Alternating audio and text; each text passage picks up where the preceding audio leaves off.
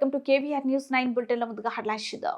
వయనాడు ప్రజలు ఓ ఛాన్స్ ఇస్తారని భావిస్తున్న ప్రియాంక గాంధీ 15 ఆగస్టు వరకు రుణమాఫీ చేస్తానని చెప్పిన రేవంత్ రెడ్డి ఇంతవరకు చేయలేదు మాజీ మంత్రి హరీష్ రావు. సోషల్ మీడియా కార్యకర్తలకు వైఎస్ఆర్సీపీ అండగా ఉంటుంది మాజీ మంత్రి అంబాటి రాంబాబు. ఏపీలో రిలయన్స్ 5,000 కోట్ల పెట్టుబడులు సీఎం చంద్రబాబు సమక్షంలో ఎంఓయూ. కేరళలోనే వయనాడ్ లోక్సభ ఉప ఎన్నికల పోలింగ్ కొనసాగుతుంది. ఈ నేపథ్యంలో పలు పోలింగ్ కేంద్రాలను కాంగ్రెస్ తరపున పోటీ చేస్తున్న ఆ పార్టీ ప్రధాన కార్యదర్శి ప్రియాంక గాంధీ వాద్రా పరిశీలించారు. ఈ సందర్భంగా మాట్లాడుతూ ఎన్నికల్లో ప్రజలు తనకు ఓ అవకాశం ఇస్తారని ఎదురు చూస్తున్నట్టు పేర్కొన్నారు. వారు తమపై చూపించిన ప్రేమను తిరిగి ఇవ్వాలనుకుంటున్నట్లు వెల్లడించారు. ప్రజలంతా ఓటు హక్కు వినియోగించుకోవాలని పిలుపునిచ్చారు.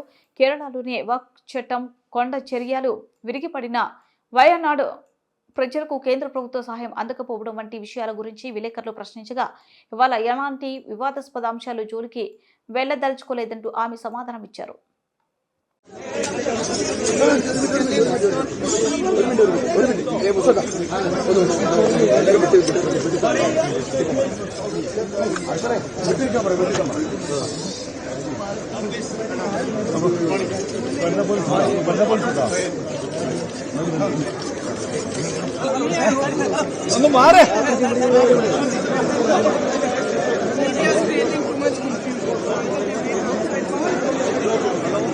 Just wait outside.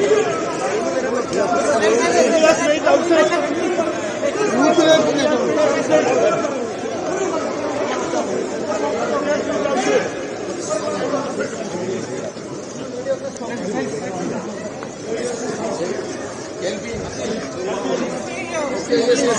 All other persons Nobody can go.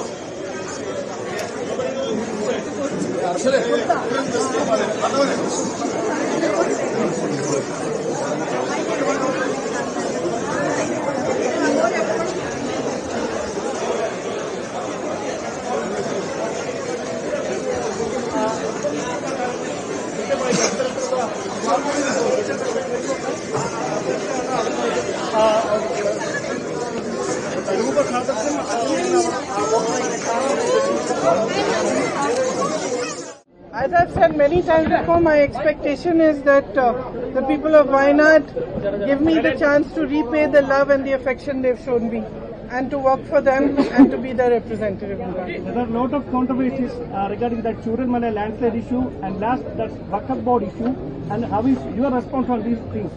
On this point, I don't think today is a day of talking about these controversies. I think it's the day for polling right now, and I just hope that everybody exercises their democratic right, comes out and vote. Telangana రాజకీయాల్లో Congress versus BRS fight నడుస్తుంది. ఇటీవల కేసీఆర్ చేసిన comments కు సోమవారం CM Revanth Reddy counter ఇవ్వగా తాజాగా రేవంత్ వ్యాఖ్యలకు Harish Rao encounter ఇచ్చారు. 15 ఆగస్టు వరకు రుణమాఫీ చేస్తానని సీఎం రేవంత్ రెడ్డి రాజన్న మీద ఒట్టేసి మాట తప్పనని మాజీ మంత్రి హరీష్ రావు విమర్శించారు. ఎంతో భక్తితో ప్రజలు రాజరాజేశ్వరి స్వామిని కొలుస్తారు, కోరిన మొక్కులు చెల్లిస్తారు. అలాంటి స్వామివారి సన్నిధిలో రేవంత్ అసత్యాలు చెప్పారు. పాలకుడే పాపం చేస్తే రాష్ట్రానికి అరిష్టం అవుతుంది, ప్రజలకు శాపం అవుతుందని హరీష్ వ్యాఖ్యానించారు. వేములవాడ రాజన్న దర్శనం అనంతరం నిర్వహించిన ప్రెస్ మీట్ లో మంత్రి హరీష్ రావు ఈ కామెంట్స్ చేశారు. వడ్లకు బోనస్ ఇచ్చామని మహారాష్ట్ర ఎన్నికలలో ప్రచారం చేస్తున్నారు. రైతు బంధు ఎగ్గొట్టిండు, యాసంగి పంటకు అయినా ఇచ్చేలా చూడు అని దేవుని కోరుకున్నా దేవుల మీద ఓట్లు పెట్టిన మాట తప్పింది రేవంత్ రెడ్డి. భయం లేదు, భక్తి లేదు అన్న అనుమానం వస్తున్నది. 6 గ్యారెంటీలు 420 హామీలు అన్నారు, మాట తప్పారు. 2 లక్షల పైన ఉన్న వాళ్ళు ఎందుకు డబ్బులు కట్టాలి, కడితేనే రుణమాఫీ చేస్తామన్న నిబంధన ఏమిటి అని హరీష్ రావు ప్రశ్నించారు. నేను రైతు బంధు డబ్బులు ఇవ్వాలనే ఎలక్షన్ కమిషన్ పర్మిషన్ ఇచ్చింది. రేపు శనివారం, ఎల్లుండి ఆదివారం, సోమవారం పొద్దున్నే రైతు బంధు డబ్బులు మీ బ్యాంకులలో పడతాయి, మీ ఫోన్లన్నీ టింగు టింగున మోగుతాయని చెప్పిన. వీళ్ళు ఎలక్షన్ కమిషన్ లో కంప్లైంట్ ఇచ్చిండ్రు. హరీష్ రావు పైసలు వేస్తా అంటుడు, దీన్ని ఆగబట్టాలని చెప్పి ఎలక్షన్ కమిషన్ లో కంప్లైంట్ చేసి రైతులకు డబ్బులు పడకుండా చేసిండ్రు. రైతుల్లో కోపం వచ్చింది. అప్పుడు రేవంత్ రెడ్డి బయటకు వచ్చి ఇప్పుడైతే 10,000 మేమొస్తే 15,000 వేస్తా అని మాట్లాడిండు. పడ్డాయా? ఈ ప్రభుత్వం వచ్చినాక రైతు భరోసా వచ్చిందా? ఆ ఒక్కసారి పడ్డాయి కూడా అప్పుడు మేం తయారు చేసి బ్యాంకులు వేసేందుకు రెడీ చేసి పడ్డాయి తప్ప ఈ ప్రభుత్వం వచ్చినాక ఒక్కసారి కూడా రైతు బంధు డబ్బులు పడలే. ఆ రైతు బంధు డబ్బులు పడాలి. నువ్వు ఇస్తానన్న 15,000 ఎప్పుడు ఇస్తావని అడగడం కోసమే మా డాక్టర్ సంజయ్ గారు పాదయాత్ర చేస్తా ఉన్నాడు. బోనస్ అన్నాడు, బోనస్ పడతలేదు, రైతు బంధు రాదు, రుణమాఫీ అయిందా? అదే అయిందా? ఆ రోజు ఏం చెప్పిండ్రు? డిసెంబర్ 9 నాడు మొదటి సంతకం రుణమాఫీ మీద పెడతా అన్నాడు. అన్నాడా లేదా? అన్నాడా లేదా? పెట్టలే. పార్లమెంట్ ఎలక్షన్లు వచ్చినాయి, మేము గట్టిగా పట్టుకున్నాం. ఏమైంది? నేను రుణమాఫీ బాండ్ పేపర్ మీద రాసిచ్చినావు. సోనియా గాంధీ మాట అన్నావు, రాజీవ్ గాంధీ మాట అన్నావు, రాహుల్ గాంధీ మాట అన్నావు. నీ సంగతి ఏంటని పట్టుకున్నావు. అప్పుడు ఆయన జనం ఓట్లేసేట్లేదని కొత్త డ్రామా మొదలు పెట్టిండు. అసెంబ్లీ ఎన్నికలప్పుడేమో బాండ్ పేపర్లు, పార్లమెంట్ ఎన్నికలప్పుడేమో దేవుళ్ళ మీద ఒట్లు పెట్టుడు. ఇవాళ మనం ఏడున్నాం? జగిత్యాలు ఉన్నాం. ఈ జగిత్యాలకు 4 దిక్కుల 4 పవర్ఫుల్ దేవుళ్ళు ఉన్నారు. అలేనా? తూర్పున కోటిలింగాల శివన్న ఉన్నాడు, పడమరన మా రాజరాజేశ్వర స్వామి ఉన్నాడు, ఇక ఉత్తరాన మన లక్ష్మీ నరసింహస్వామి ఉన్నాడు, మన దక్షిణాన కొండగొట్ట అంజన్న ఉన్నాడు. ఈ 4 దేవుళ్ళ మీద కూడా ఒట్టి పెట్టి మోసం చేసినోడిని మనిషి అంటామే. ఈ 4 దేవుళ్ళ మీద ఒట్టు పెట్టి 15 ఆగస్టు కల్లా రుణమాఫీ చేస్తా అని దేవుళ్ళను మోసం చేసినోడిని మనిషి అంటామా? మరి ఏమంటాం? ఏమంటాం? అది మీకే వదిలేస్తే, నేను మీకే వదిలేస్తా.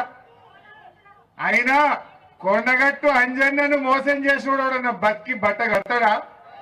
కొండగట్టు అంజన్న ఊకుంటాడా? మరి ఇవాళ ఆయన 15 ఆగస్టుకు మాఫీ అన్నాడు. నేను ఛాలెంజ్ చేసిన, సరే నా ఎమ్మెల్యే పదవి కంటే ఈ రాష్ట్రంలో 60 లక్షల మందికి మేలు జరిగితే సంతోషం, మా రైతులకు రుణమాఫీ అయితే సంతోషం అని రేవంత్ రెడ్డి 15 ఆగస్టు కల్లా నువ్వు రైతులకు రుణమాఫీ చేయి, నేను ఎమ్మెల్యేకు రాజీనామా చేస్తా, మళ్ళా ఎలక్షన్ల పోటీ కూడా చెయ్య అని చెప్పిన. ఒకవేళ చెయ్యకపోతే నువ్వు రాజీనామా చేస్తావా అని అడిగిన. ఏమన్నాడు? సై అన్నాడు, తయారన్నాడు. మరి అయినా అదే మీ ఈడ ఎంతమందికి రుణమాఫీ అని చెప్పుంది? కానోళ్ళు శైలావట్టు చూస్తా, రైతు రుణమాఫీ కానోళ్ళు శైలావట్టుర్రే. ఇవో ఇంతమందికి కాలే. ఏమంటాడు ఆయన? హరీష్ రావు నువ్వు రాజీనామా చేయి అంటాడు. మరి అయిందా? 15 ఆగస్టుకు కాలే. అయినా నేను ఇడిచిపెట్టలే, ఎంబడబడ్డా. దసరా పండుగకు చేస్తామని లీకులు ఇచ్చిండ్రు. పోనీ దసరాకు అయిందా? దసరా దాటినాక దీపావళి అన్నాడు, అయినాలే. ఇప్పుడు మళ్ళా కొత్త డ్రామా. డిసెంబర్ 9 సోనియా గాంధీ బర్త్డేకి చేస్తామంటాడు. అంటే ఏడాది వాయ్. ఇప్పుడు అది ఎవరు మిత్తి ఎవరి మీద పడుతుంది? ఇప్పుడు అయినా కొద్ది మందికి కూడా ఏమైంది? డిసెంబర్ 9 అని నువ్వు 15 ఆగస్టుకు పావుల మందికి చేసినావు. ఆ చేసిన వాళ్ళకి కూడా మిత్తి మీద వేసినావా లేదా? బ్యాంకు వాళ్ళు ఏం చేసిండ్రు? 30,000, 40,000, 50,000 మిత్తి కట్టినాకనే బ్యాంకుల నీ ఖాతాలో పైసలు జమ కట్టిండ్రు.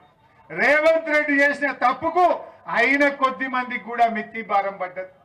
ఇంకా ఈ పుణ్యాత్ముడు 2 లక్షల మీద ఉన్న వాళ్ళు కట్టుర్రు అన్నాడు.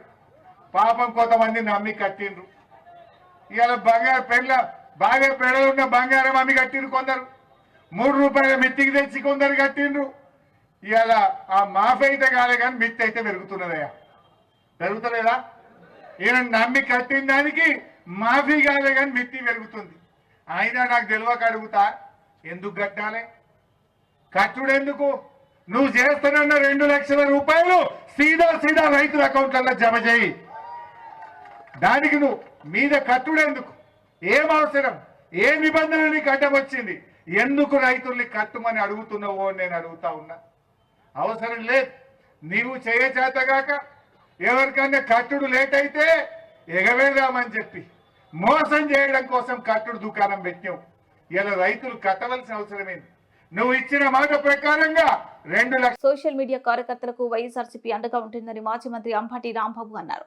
గుంటూరు జైల్లో ఉన్న సోషల్ మీడియా యాక్టివిటీస్ లో మేక వెంకటరామరెడ్డి, కళ్లం హరికృష్ణారెడ్డితో పాటు పానుగంటి చైతన్యను ఆ పార్టీ నేతలు పేర్ని నాని, ఎమ్మెల్సీ లేళ్ల అప్పిరెడ్డి, గుంటూరు మేయర్ కావటి మనోహర్ నాయుడు పరామర్శించారు.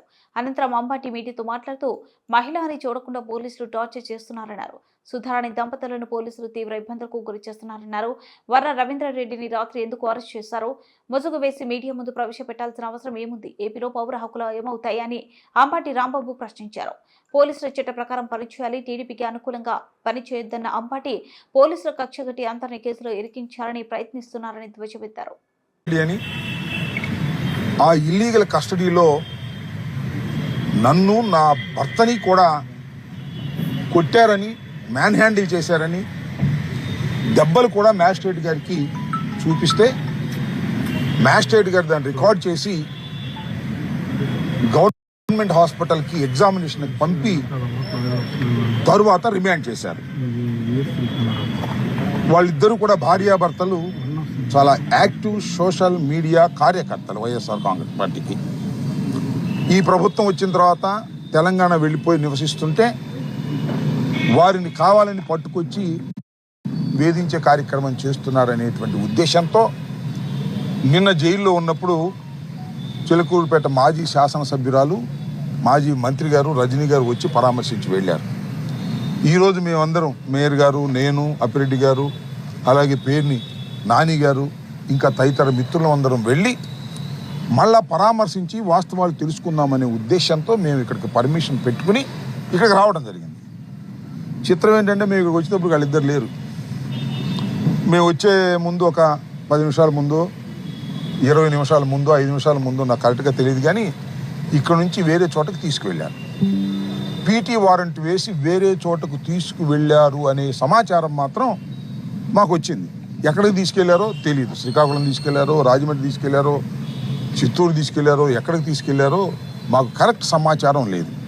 అక్కడ కూడా ఈ కేసులు పెట్టి వేధించేటటువంటి కార్యక్రమం చేస్తున్నారు. ఇది రాష్ట్రంలో టోటల్గా జరుగుతున్నటువంటి విధానం.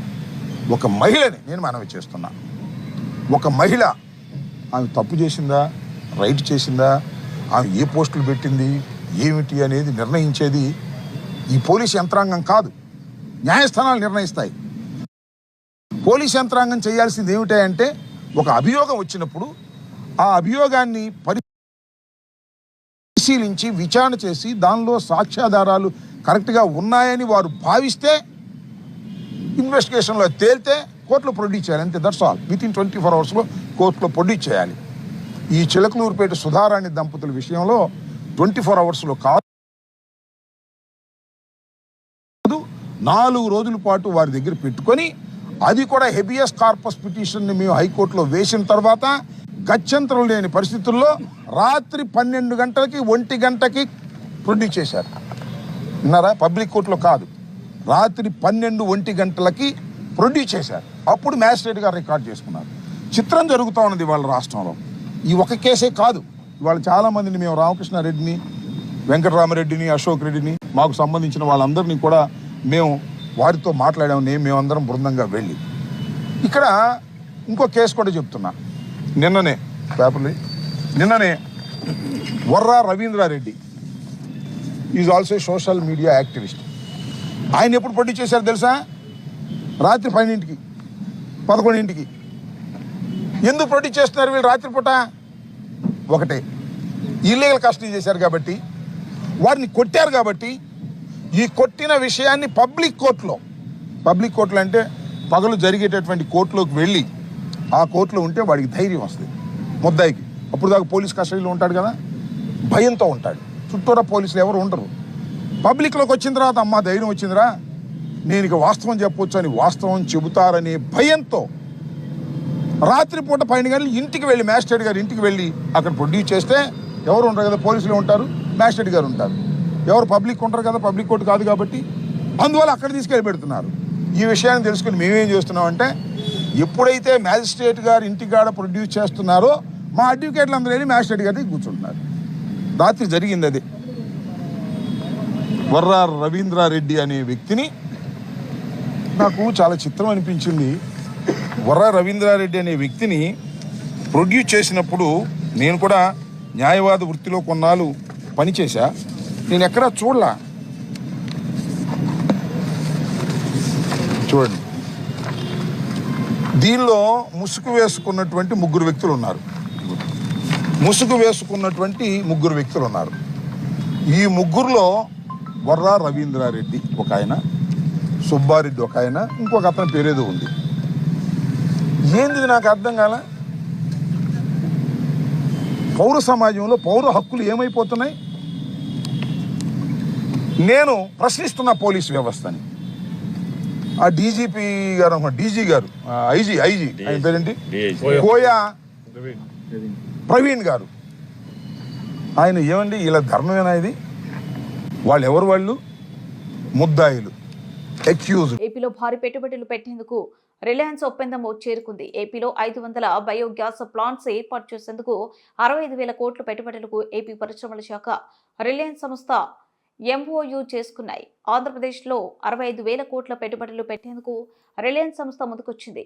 సీఎం చంద్రబాబు సమక్షంలో మంగళవారం ఏపీ పరిశ్రమల శాఖతో రిలయన్స్ ఇండస్ట్రీ ఒప్పందం చేసుకుంది.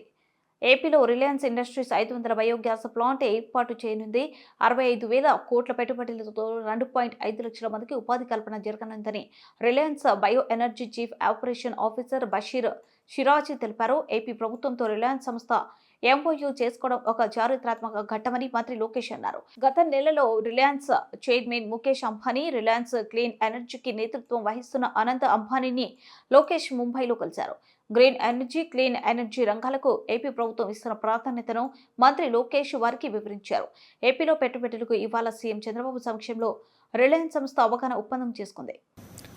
And we are really excited as a state to be part of Reliance's growth story and journey.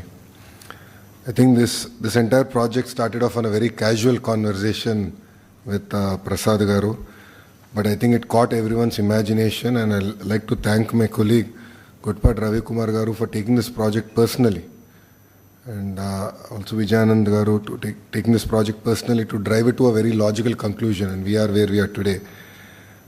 When I met Mukesh ji and Anant, I had promised that we'll deliver this in 21 days.